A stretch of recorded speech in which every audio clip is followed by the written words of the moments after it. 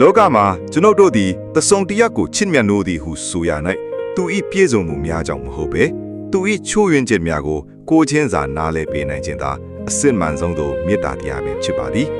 တခါတည်းတွင်ကျွန်ုပ်တို့ကိုယ်တိုင်ခံစားမှုသည့်နာကျင်မှုသည်အခြားသူ၏နာကျင်မှုကိုနှွေးထွေးစွာထွေးပွေပေးနိုင်သည့်ခွန်အားဆက်လာတတ်ပါသည်တခါကတရိတ်ဆန်ရောင်းသည့်ဆိုင်ရှင်တို့သည်၎င်း၏ဆိုင်ရှိတွင်ခွေးလေးများရောင်းရန်ရှိသည်ဆိုသည့်ဆိုင်းဘုတ်ကိုချိတ်ဆွဲထားသည်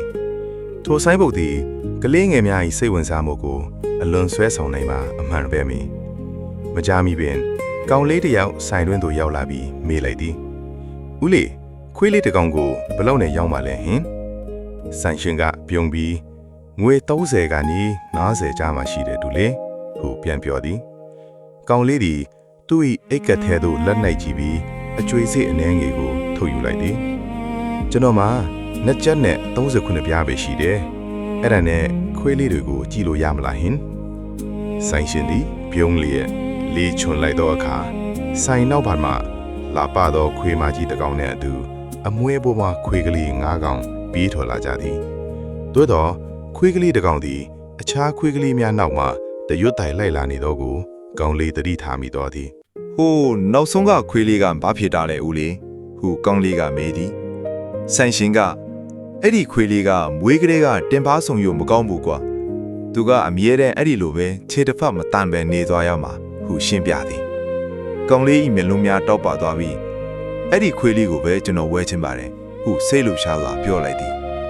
ဆိုင်ရှင်ကအံ့ဩသွားပြီးသူလေးဟာအဲ့ဒီခွေးလေးကိုဝဲမနေပါနဲ့တကယ်လို့သူလေးတကယ်လိုချင်တဲ့ဆိုရင်ဦးလေးအလကားပဲပေးပါမယ်ဟုဆိုသည်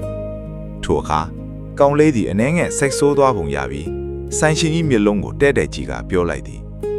ကျွန်တော်အလကားမလိုချင်ပါဘူးဒီခွေးလေးဟာတခြားခွေးလေးတွေလိုပဲတန်ဖို့ရှိပါတယ်အခုကျွန်တော်မှရှိတဲ့နှစ်ကျပ်30ခွန်မပြာကိုအရင်ပေးမယ်ကျန်တဲ့ငွေကိုတော့တစ်လကို90ပြားစီနေဆက်သွားပါမယ်ဆိုင်ရှင်ကနားမလည်နိုင်စွာဖြင့်တူလေးဟာဒီခွေးလေးကတခြားခွေးလေးလိုမပြေးနိုင်မလွှားနိုင်ပဲနဲ့ဘာလို့အားစိုက်ပြီးဝဲခြင်းလာတာလဲဟုထပ်မေးပြန်သည်ထိုအခါကောင်လေးသည်သူ့၏ဘောင်းညံရှေကိုအနှဲငယ်မတ်တင်လိုက်သည့်အခါမှာဆိုင်ရှင်သည်အန်အောတုံလို့စွာမြင်လိုက်ရသည်မှာကောင်လေး၏ဘေဘတ်ခြေထောက်တွင်တမဏီအမာကန်ကိရိယာများဖြင့်ထောက်ကန်ထားရခြင်းဖြင့်ဖြစ်သည်ကောင်လေးကဆိုင်ရှင်ကိုကြည့်သည်တိုးညင်းစွာပြောလိုက်သည်